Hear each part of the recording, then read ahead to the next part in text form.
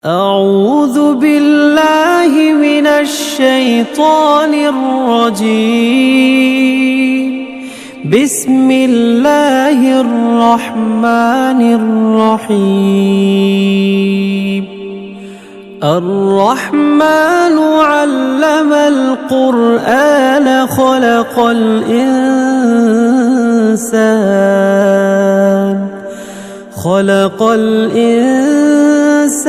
علمه البيان. الشمس والقمر بحسبان والنجم والشجر يسجدان والسماء رفعها ووضع الميزان ألا تطغوا في الميزان وأقيموا الوزن بالقسط ولا تخسروا الميزان والأرض وضعها للأنام فيها فاكهة والنخل ذات الأكمام والحب ذو العصف والريحان فبأي آلاء ربكما تكذبان خلق الإنسان من صلصال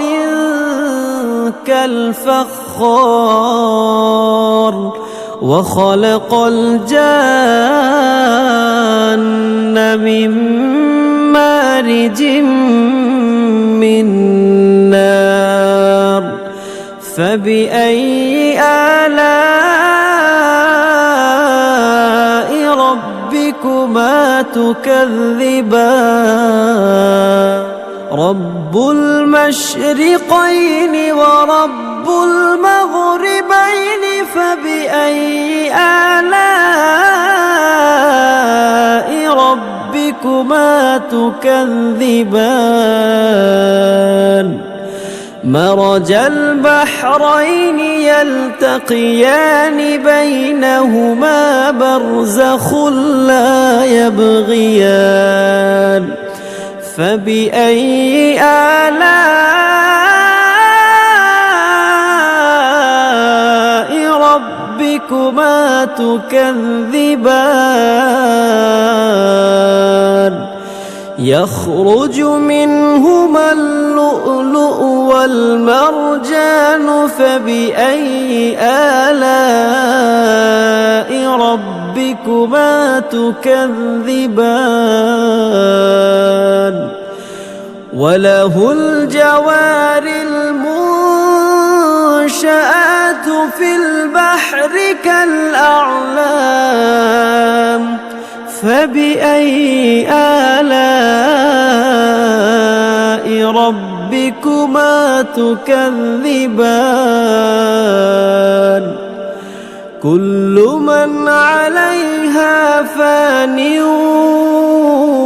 ويبقى وجه ربك ذو الجلال والإكرام فبأي آلاء ربكما تكذبان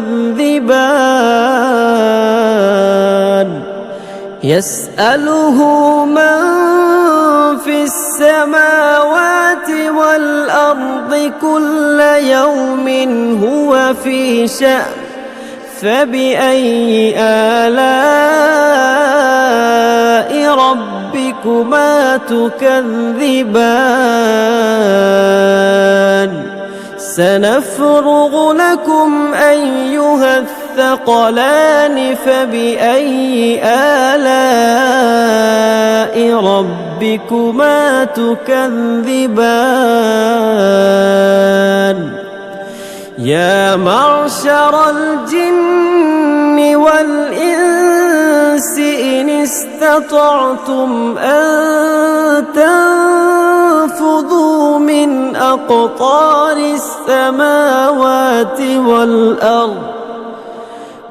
أقطار السماوات والأرض فانفذوا لا تنفذون إلا بسلطان فبأي آلاء ربكما تكذبان يرسل عليكما شواظ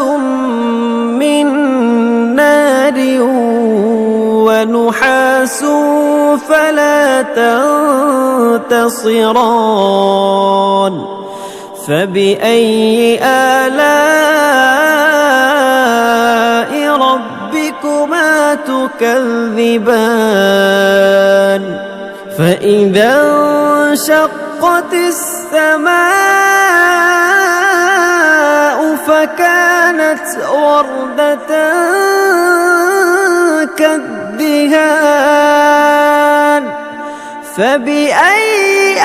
آلاء ربكما تكذبان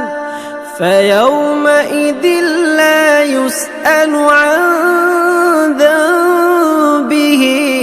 إنس ولا جان فبأي آلاء ربكما تكذبان يعرف المجرمون بسيماهم فيؤخذ بالنواصي والأقدام فبأي آلاء ربكما تكذبان هذه جهنم التي يكذب بها المجرمون يطوفون بينها وبين حميم آن فبأي آلاء ربكما تكذبان ولمن خاف مقام ربه جنتان فبأي آلاء ربكما تكذبان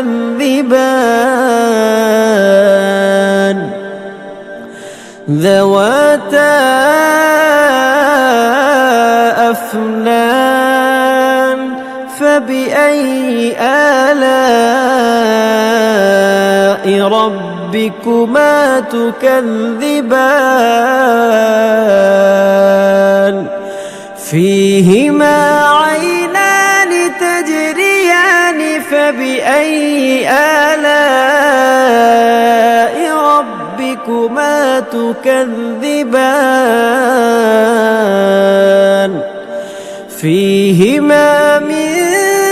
كل فاكهة زوجان فبأي آلاء ربكما تكذبان متكئين على فرش بطائنها من استبرق وجنى الجنتين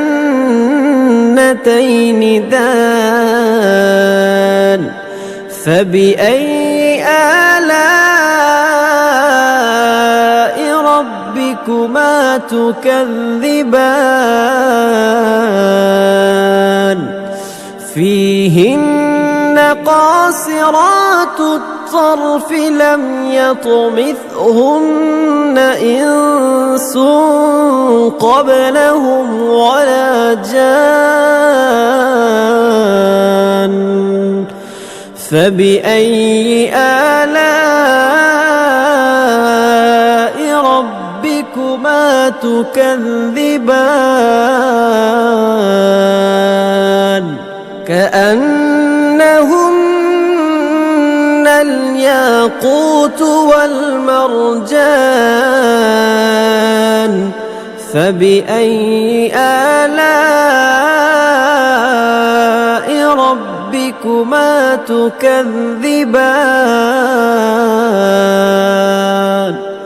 هل جزاء الإحسان إلا الإحسان فبأي آلاء ربكما تكذبان ومن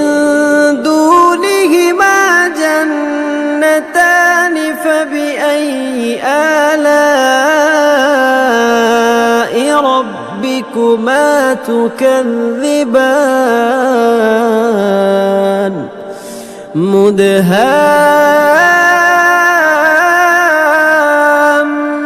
مدهامتان فبأي آلاء ربكما تكذبان فيهما عينان نضاختان فبأي آلاء ربكما تكذبان فيهما فاكهة ونخل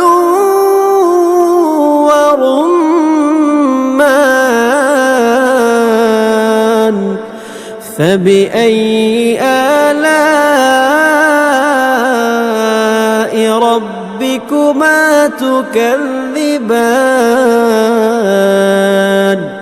فيهن خيرات حسان فبأي آلاء ربكما تكذبان حور مقصورات في الخيام فبأي آلاء ربكما تكذبان لم يطمثهن إنس قبلهم ولا جان فبأي آلاء ربكما تكذبان متكئين على رفرف خضر وعبقري حسان فبأي آلاء ربكما تكذبان تبارك اسم ربك ذي الجلال والإكرام